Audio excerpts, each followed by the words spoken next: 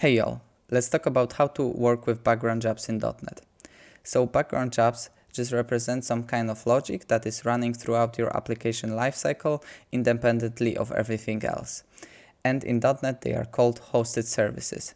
So previously you might have used something like Hangfire for your background tasks, and you still might use them if you have a advanced solution, because Hangfire comes with a dashboard with it, and hosted services are much simpler, but they have the advantage of being built in as well as being very easy to work with. So how to create or register such service? So the service collection has exposed a new method add hosted service, which just allows us to register some kind of class as a service that will be started in the background at the start of your application. So let's do that for our log time hosted service. And let's suppose that our service will be using some other services as well. So we'll just add transient iTime service to get the time. Let's see how the iTime service looks like. So it's a very simple setup, just the get current time, and it returns the datetime offset of now. You might already have something like that in your application if you're just wanting to test something related to time, so that you can mock it. And let's see how our program looks like now. We have an error regarding the hosted service registration. It's because our hosted service does not meet the required interface to implement. So let's do that. We have the IHostedService, and it exposes two methods. The start async will be called at the start of your application, and the stop async will be performed once you perform the graceful shutdown, so once we request cancellation within our start method.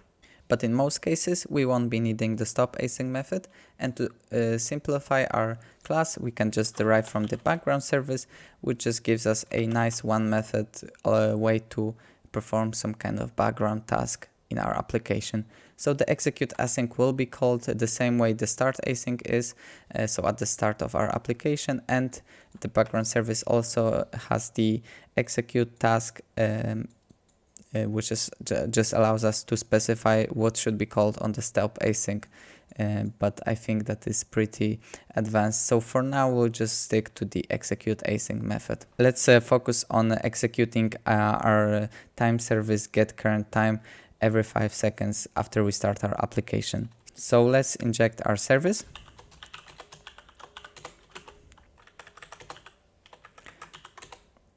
So yeah, we have our service injected, and while the stopping token cancellation is requested, so while it's not requested, we can execute our method. So for us it will be until our application is shut down. Let's just write to the console the current time. So the current time is and time service that get current time. And one thing before I stop, we also need to delay the execution by, for example, 1 second.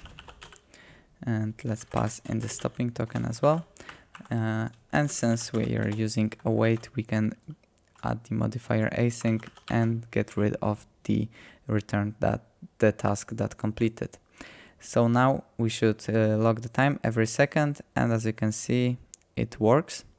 We can put a breakpoint here, and while the cancellation token is not cancelled, we execute it every second.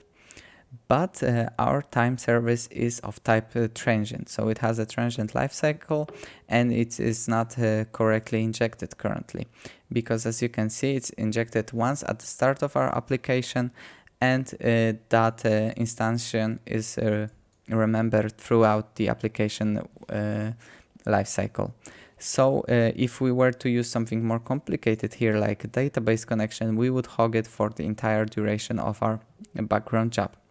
So what we can do is inject iService provider and do it this way, so that we inject it here and create new scope each time we require our service. So as you can see, currently we'll create scope and get service provider get required service to get our time service, which is definitely better. And now we respect the life cycle of our registration, so definitely this is better. But as you can see, we don't clearly know which services are used in this hosted service, because we only inject the service provider. The developer won't be aware of the services that are required for the service to work. And it will also not be possible to test such method, because we don't have the way to mock the iTime service right now, because it is retrieved directly in the method. And this whole thing is called the Service Locator Anti-pattern, and should be avoided. So let's see how we can improve that. So .NET exposes iService Scope Factory interface, which allows us to create a scope at the runtime. So something similar to here, but we want to go a step further and have it generic, so we can inject it directly into the method, knowing which types are required at the beginning. So I've introduced a new class, Service Scope Factory of type T, where the T is the class and the service that we want to be injected. And such class should expose a method to get the service that we want. So for now, we don't know how to do that yet, but we can inject the iService Scope Factory and hopefully retrieve it from there. So let's generate the constructor.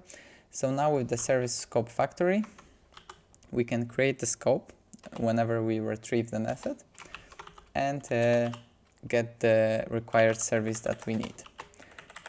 So this is very simple. Let's just create an interface for that so that it's testable. Let's extract an interface. And and let's register that interface.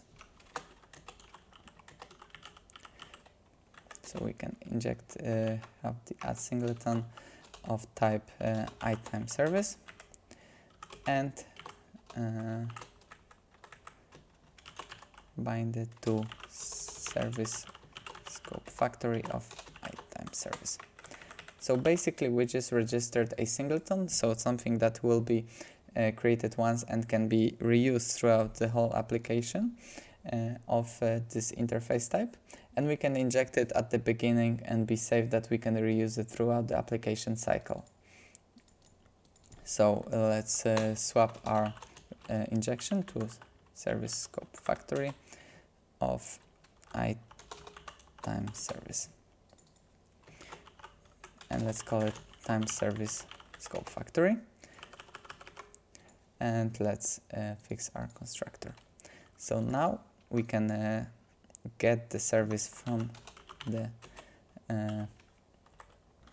service like so, and as you can see, the Service Scope Factory is provided at the start. We know directly which services will be used in this hosted services. There is no injection of service provider, and let's see if it works.